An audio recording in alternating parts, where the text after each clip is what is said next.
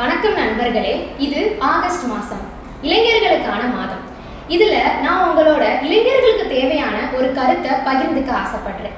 கல்வி நம்ம எல்லாருக்கும் ரொம்ப முக்கியம். நம்ம எல்லாரும் கல்வியை ரொம்ப கஷ்டப்பட்டு படிக்கிறோம். 12th முடிக்கிறோம். 12th அப்புறம் டிகிரி நம்ம ஆசைப்பட்டு தேர்ந்தெடுத்து படிக்கிறோம். ஆனால் டிகிரி முடிச்சதுக்கப்புறம் அதற்கான வேலை தான் நமக்கு கிடைக்குதா அப்படின்னா கேள்விக்குறிதான். ஏன்னா இப்போ இருக்கிற உலக காலகட்டத்தில் நம்ம படித்த டிகிரிக்கான வேலை நமக்கு அவ்வளோ சுலபமாக கிடைக்கிறது இல்லை. ஏன்னா நமக்கு டிகிரியோட சேர்த்து ஒரு சில ஸ்கில்ஸும் தேவைப்படுது.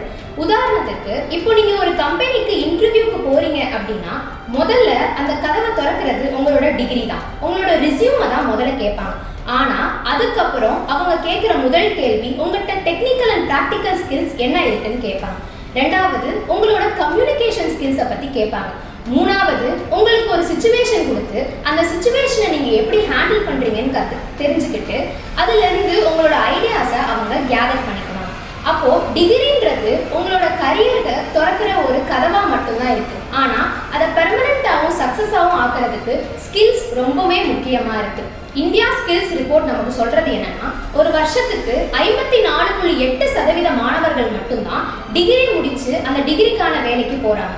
ஆனால் மீதி இருக்கிறவர்கள் எல்லாம் வேலை இல்லாமோ இல்லை வேலை தேடிக்கிட்டோ தான் இருக்கிறாங்க.